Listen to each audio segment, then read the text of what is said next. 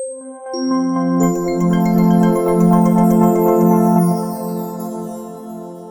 everyone, I am back. It's Dr. Hammond here with your mental health moment. I hope that you have had a wonderful week here. For those of you who tune in every Tuesday, 8 p.m. Eastern Standard Time, right here live on Black Women Empowered Incorporated Facebook page, YouTube, and LinkedIn Live. Welcome back, and thanks so much for joining here. Let me know where you are tuning in from today. I reside in the Tampa Bay area of Florida, but today I am in Ohio. Um, I don't even know what city I'm in, you all, what number city I'm in. I meant over the past couple weeks have been a lot of heavy travel. So I don't know if this might be city number 10 or something like that. It's been a lot of states and a lot of cities. But nonetheless, happy to be here with each and every one of you. Again, let me know where you're tuning in from in the chat. I did want to remind you all, for those of you who haven't picked up a copy yet, of my brand new book that I'm super excited about, Mindset Training, Conquer Your Mind, and the Rest Will Follow. It looks like this, you all. It is now available on Amazon and a lot of other online outlets. Probably Amazon's the easiest, but it's on Barnes & Noble, Walmart.com, Booksamillion.com, and some other outlets. But be sure to grab your copy. And mindsettrainingbook.com, you can get more information about the book on that site, as well as some other ordering goodies on there, digital goodies. But again, thanks so much for starting to join here. Also, as a reminder, before I start today, starting Tuesday, October 15th, 2024, I will be going through the different chapters of the book, and those will be the mental health moment topics, but just something special I thought would be cool for the BWA community as well. Let's see, other announcements. Yes, I think that's the main announcement for today. So for those of you in a mental health moment, essentially mental health moment is about how do you become a better version of who you are so you can show up powerfully for yourself and for the people around you. I'm very big on self-care, which is what the book is about, holistic self-care, and how do we grow into being better individuals, again, for yourself, but also for your community and for your friends and your family and everyone around you. So I talk a lot on mental health moment about how we need to be checking in with ourselves, right? Very important to be asking yourself, how are you doing? So asking yourself, how am I doing, right? And along with, yes, checking in with everyone else, making sure that you are checking in with your mental health and your wellness, and really asking yourself and being honest with yourself of where you're at in your journey. So one of the things that I've been learning about recently when it comes to mental wellness, it's something called, and maybe you've heard of it, but it's something called micro journaling. So a lot of times when people think of journaling, you may think of having to write this long, drawn out explanation, or what you did in that day, or what's going on, or your feelings, and pour your heart out, which you can if that works for you. But there's also something called microjournaling, and microjournaling is literally how it sounds. It's taking the moments to work on releasing your stress through the form of journaling, but it might just be a sentence. It might just be one word, right? So let's say you're having a moment, you're having a day, and this exercise is not for everyone, but again, each week I'm teaching you different things. So some of the things you may be like, yep, I want to do that, Dr. Kim, and I want to try that this week. And then some of them you'd be like, yeah, that one's not for me. So that's why I give you different possibilities, of course. But essentially what you do, let's say you had a day where you're like, okay, how am I feeling? Right? You can jot down something quickly. If you're a digital person and you want to do it in your phone, in the notes, or there's plenty of apps for it as well. Or if maybe you like to write things down physically in a journal, you can write like stressed out, right? Or you can write really happy, or having a great day, or whatever it is that you need to express. But it's literally, like I mentioned, it could take you like a minute to do it. Or if you wanted to take the time to do a full journal entry that may take 5 to 10 minutes, of course you can do that too. But this today, what we're talking about is something called micro journaling, right? There's a lot of great things that happen to us too, but that can be stressful.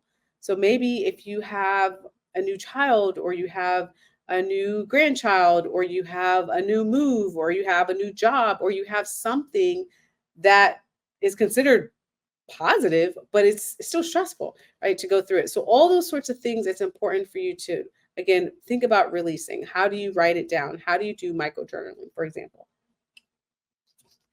So uh, the other day, last weekend, that was a couple days ago, um, I was trying to catch a flight, right?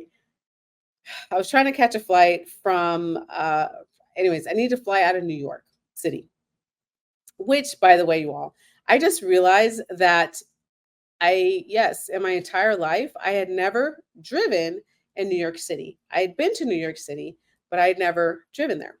So I've driven in New York, but like the outer parts of New York, which is not the city. So when I did the GPS, when I did the maps to see how far I was in New Jersey for an event this past weekend, and I said, okay, how far is it to get to the airport in New York City? And it was like an hour. I'm like, no big deal, right? An hour. Gave myself a little bit more time because I live in Florida in the Tampa area. And when I have to give myself extra time, we're talking about maybe an extra 20, maybe 25 minutes, like just a little window of extra time, right? If there's a quick accident, 15-minute delay, you get where you're going. You all, it took 2 hours, 2 hours for that drive. And I experienced more than I've ever experienced in my life in New York City trying to get to LaGuardia Airport. I was unaware of that. It was extremely frustrating in the car. And frankly, I was nervous. So nonetheless, as I'm driving and I'm recognizing, because when I originally left, it said it was like an hour and 20 minutes. I said, okay, no big deal.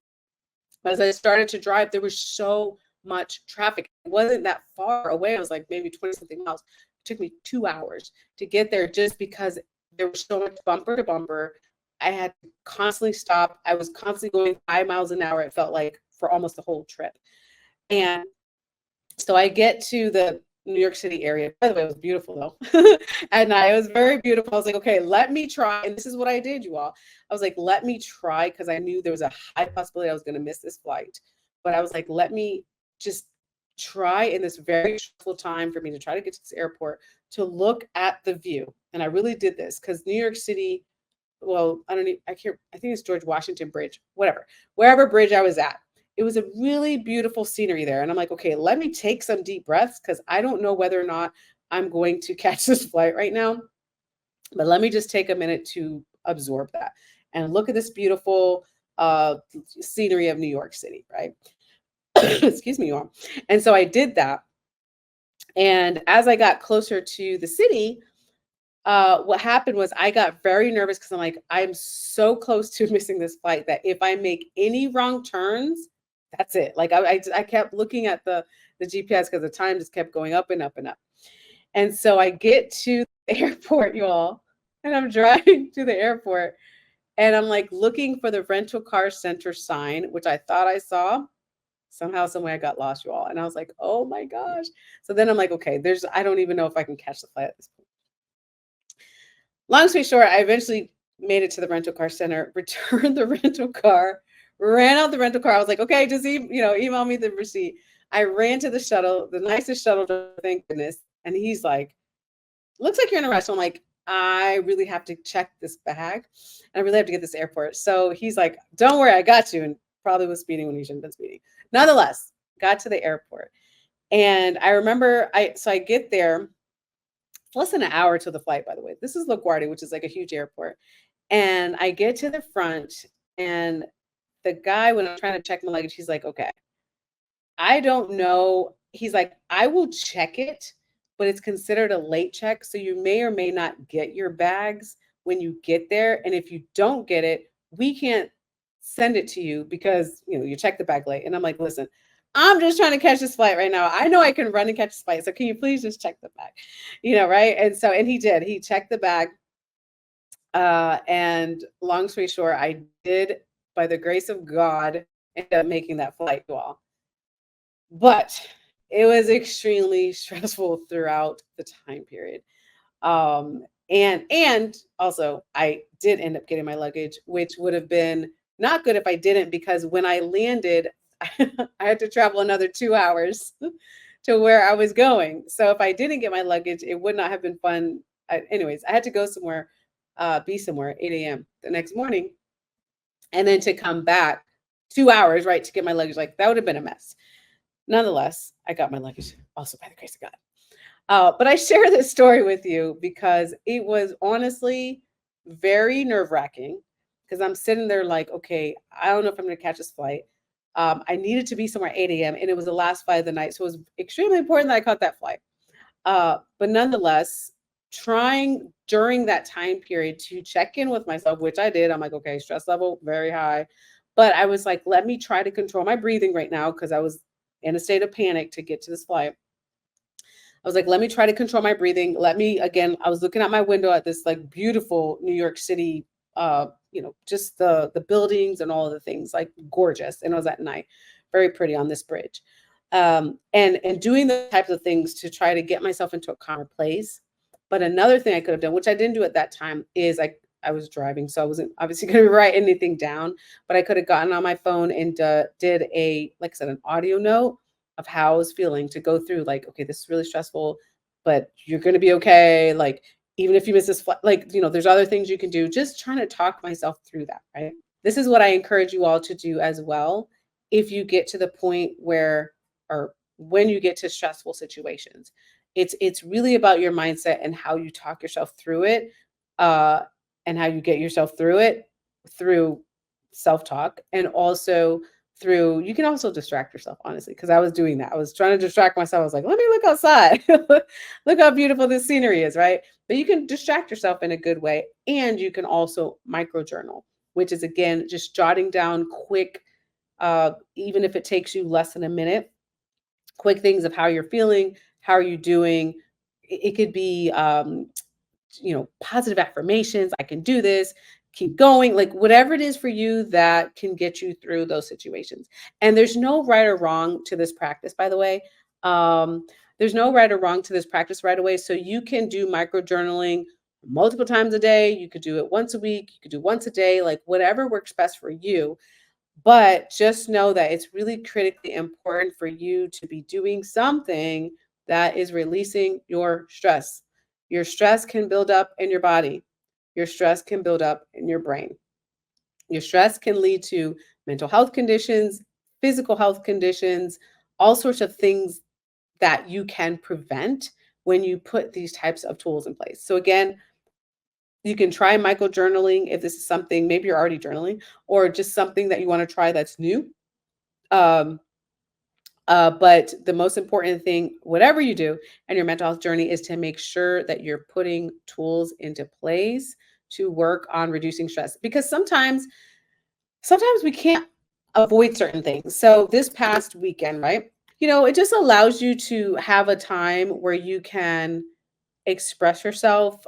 There's a lot of ways to express yourself. You may have a good friend you can express yourself to, or a therapist, or a family member, whomever it is, or not. Like some days you may just need to express yourself, get things out, and it's not for someone else to hear, or it's not for someone else to know, which is fine. But just be honest with yourself. So that's my tip for this week: is for you to really think about micro journaling, right? And just to think about, how do you get out the stress? How do you be honest with yourself and say to yourself, hey, I'm stressed, or hey, I'm having a great day, or just be more in tune with how you're feeling and what your emotions are like.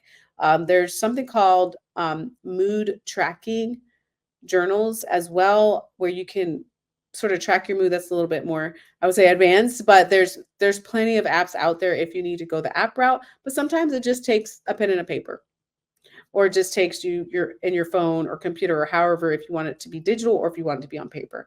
But it's very important, again, just another tool for you to think about, how do I release the stress? How do I recognize what's happening here?